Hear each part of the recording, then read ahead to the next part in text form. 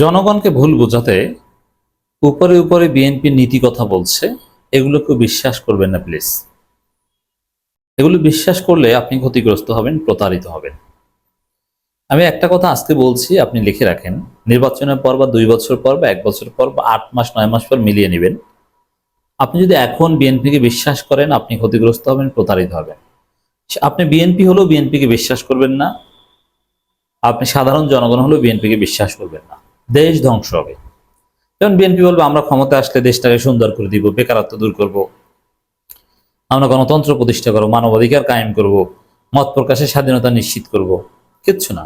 দেখবেন যে বিএনপি ক্ষমতা আসলে আওয়ামী লীগের মতো সাইবার সিকিউরিটি আইন করে বিরোধী মতকে দমন করছে, ধরছে, গ্রেপ্তার করছে।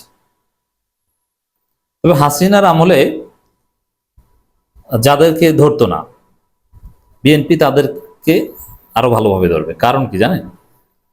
সাপোজ আমাদের মতো অনেক ব্যক্তি ছিল, আমাদের প্রতি হাসিনার টার্গেট ছিল।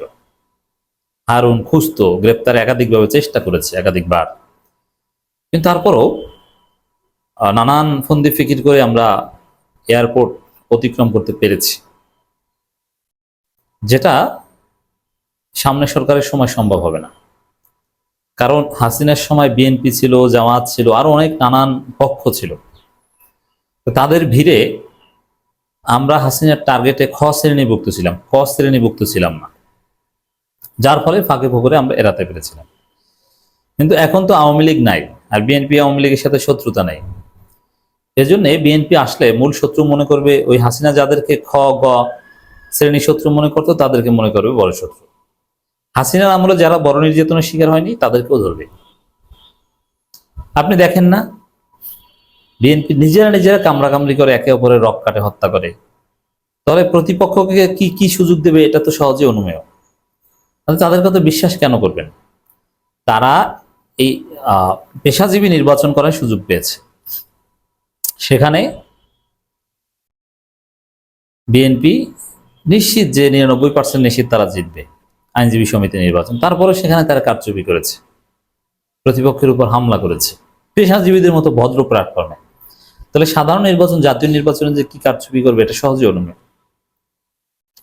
বিএনপিকে বিশ্বাস করা কোনো মানে নেই। যেমন সাপোজ আপনি বিএনপি করেন, বিএনপি যদি বলে যে ঠিক আছে ভাই তুমি বিএনপি করো, তোমাকে আমি নমিনেশন দেবো, এটাও বিশ্বাস করবেন না। নমিনেশন দিবে যে টাকা দিয়ে নমিনেশন কিনতে পারবে তাকে।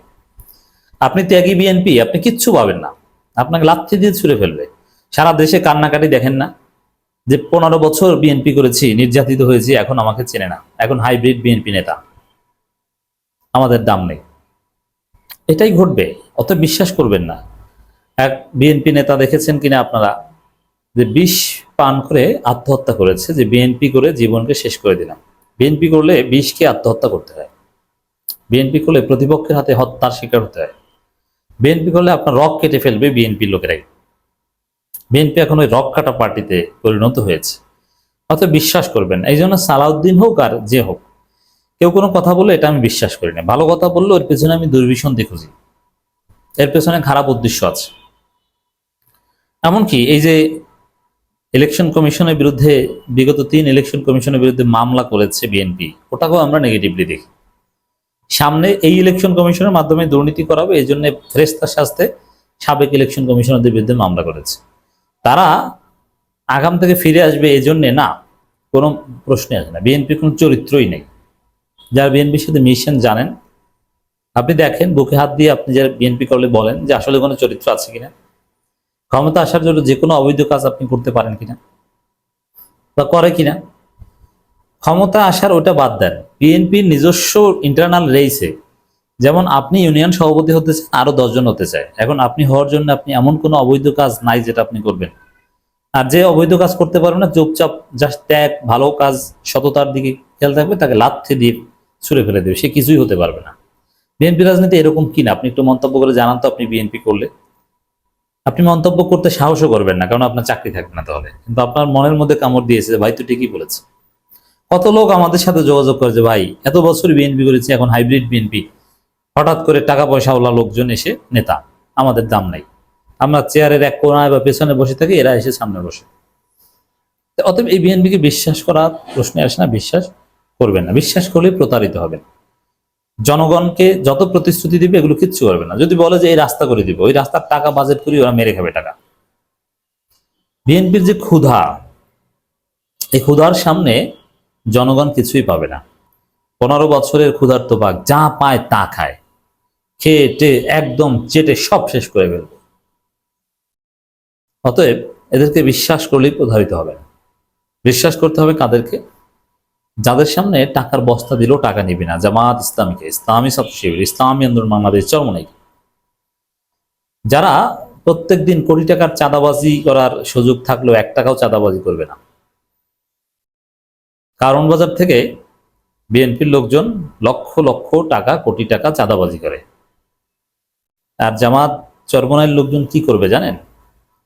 তারা কারণ বাজারের সবজি ট্রাক থেকে নামাতে হেল্প করবে, আপনার মাথায় উঠিয়ে দিবে, তারপর সালাম দিয়ে বলবে ভাই ভালোভাবে ব্যবসা করেন।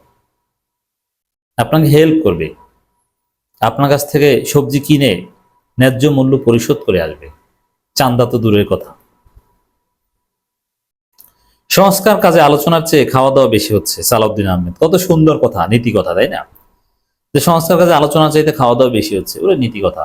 নির্বাচন কমিশন শক্তিশালী করা উচিত, সালাউদ্দিন আহমেদ, কত সুন্দর কথা। নির্বাচন কমিশন স্বাধীন হওয়া উচিত, কত সুন্দর কথা।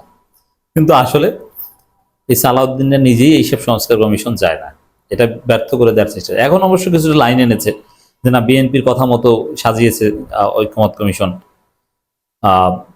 সেখানে বিএনপি যদি বলে এটা রাজি, তাহলে কিছু হুয়াক্কাহু পার্টি আছে, তারা বলে হ্যাঁ এটা। যদি বলে যে এটা রাজি না, তাহলে তারাও বলে যে না না এটা রাজি না। এই জন্য বিএনপি কিছুটা খুশি, এই জন্য একটু বলতে পারছে যে না, সংস্কার কাজে যেতে খাওয়া দাওয়া বেশি হচ্ছে। কিন্তু ওভারঅল বিএনপি তো কোনো সংস্কারই চায় না, বিএনপি তো সংস্কার বিরোধী পার্টি।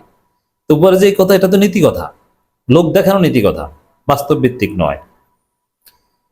নির্বাচন কমিশন নিজেরাই তো দলীয় নির্বাচন কমিশন গঠন করেছে, তাই তো চায় দলীয়করণ করতে, কারচুপি করে ক্ষমতায় আসতে। কারচুপি করে ক্ষমতায় আসতে যা করা দরকার তাই বিএনপি করবে, করছে। এই জন্যই তো ডিসেম্বর নির্বাচন চেয়েছে, যাতে কারচুপি করা যায়। সংস্কার ছাড়া নির্বাচন কেন চেয়েছে? যাতে কারচুপি করা যায়। তা এখন যদি বলে নির্বাচন কমিশন ভালো হতে হবে, এইসব কথাগুলো, এগুলো লোক দেখানো প্রতারণা। বিএনপি স্থায়ী কমিটির সদস্য সালাউদ্দিন আহমেদ বলেছেন, জাতীয় ঐক্যমত কমিশনের পক্ষ থেকে চলা সংস্কার কার্যক্রম আলাপ আলোচনার চেয়ে খাওয়া দাওয়া বেশি হচ্ছে। কিন্তু বিএনপি বিশ্বাস করে চূড়ান্তভাবে আমরা একটু ঐক্যমতে পৌঁছাতে পারবো। এখন বিশ্বাস করে কেন? ওই যে ঐক্যমত হয়েছে সরকারের সাথে, এজন্য আমরা বিশ্বাস করি এই ঐক্যমত কমিশন দিয়ে কিছু হবে না, সমাধান হতে হবে গণভোটে। বিএনপি তো এখন ভোটকে ভয় পায়। ভোটের কথা বলেছে, ইশরাক দৌড়েই ঘরে চলে গিয়েছে, তালা তোলা খুলে একদম আব্বা আব্বা বলে ঘরে চলে গিয়েছে, তালা নাই হয়ে গিয়েছে। তো দর্শক, ভোটকে বিএনপি ভয় পায়, কিন্তু সেই গণভোটই হবে আমাদের সমস্যার সমাধান। এজন্য বিএনপির কোনো কথা ঐক্যমত অমুক তমুক বিশ্বাস করবেন না। বিএনপিকে বলবেন যে ভাই আপনি ভোটে আসেন, গণভোটে আসেন, এবং সেই ভোটটা সুষ্ঠু কিভাবে করাতে হয় এটা আমরা জানি। জামাত, চরমনাই, এনসিপি তারা সুষ্ঠু ভোটের নিশ্চয়তা ছাড়া ভোট হতেই দিবে না।